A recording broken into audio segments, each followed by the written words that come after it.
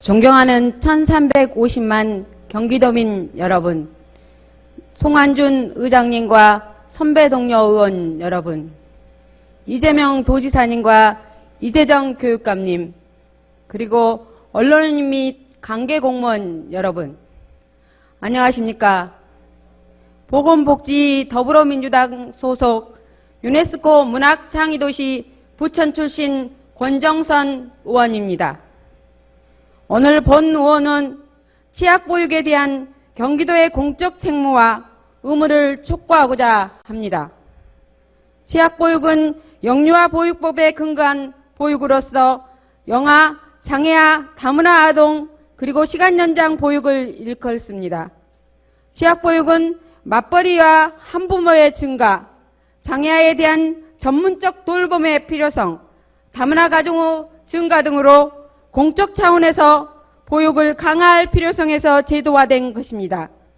치약보육과 관련하여 경기도의 2019년도 사업과 예산을 살펴보면 모두 국도 시군 매칭 사업에 머물러 있습니다.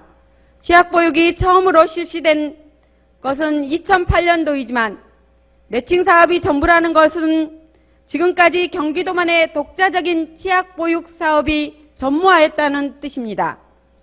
저출산으로 영유아 수는 계속 감소하고 있습니다. 여성의 경제활동을 맞벌이는 계속 증가하고 있습니다.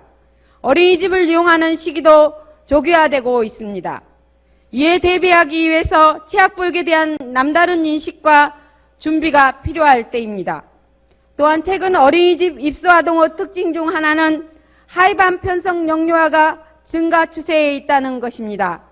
하위반 편성이란 자기 또래와 같은 반에 편성되지 못하고 그 아랫반에 편성되는 것을 말합니다. 어떤 아이는 장애라는 이유로, 어떤 아이는 부모가 희망하여, 어떤 아이는 초등학교 입학이 유예되어 하위반에 편성되고 있습니다. 이들 아동은 신체적, 정신적 발달이 지연되어 사실상 적응에 어려움을 겪고 있다는 공통점을 가지고 있습니다.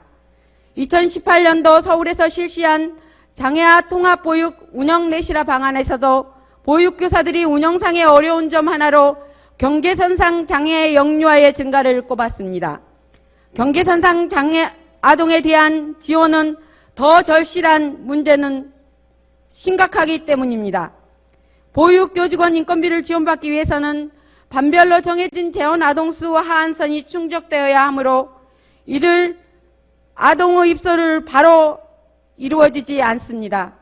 그리고 장애아가 아니라는 이유로 장애아 전문 어린이집도 장애아 통합 어린이집에서도 어느 곳에도 들어갈 수 없습니다. 경계선상 영유아는 어디로 가야 합니까?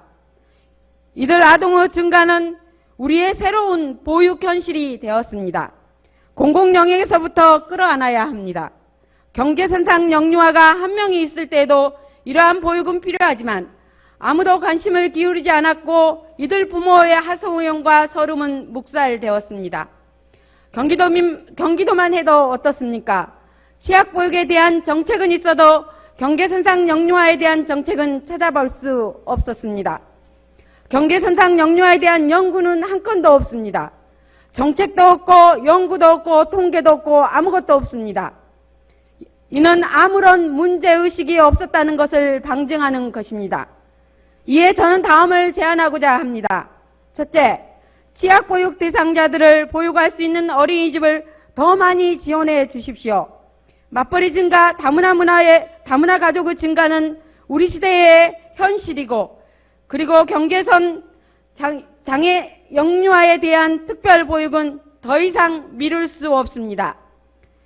공립 어린이집부터 솔선수범하고 차차 민간으로 확대할 수 있는 제도적 기반을 마련하여 주시길 도지사께 요청합니다. 둘째, 치약보육 중 어린이집 영아반에 대한 반별 지원을 해 주십시오. 교사 인건비가 지원되지 않는 민간 가정 어린이집에서는 영아가 같은 날 운 좋게 셋이서 손을 잡고 들어오지 않는 한 영아 한 명을 가지고 교사 인건비를 감당할 수 없기에 영아반 편성을 운영할 엄두가 나지 않습니다. 경기도에서는 예전에 반별 지원을 한 적이 있고 현재 서울시에서도 하고 있습니다. 경기도의 영아반 단별 지원을 강력히 요구합니다. 도지사는 본 의원이 제안한 정책적 방안을 적극 지원해 주십시오. 이 정책들의 실현이야말로 보편적 보육의 완전한 실현의 시작이 될 것입니다. 끝까지 경청해 주셔서 감사합니다.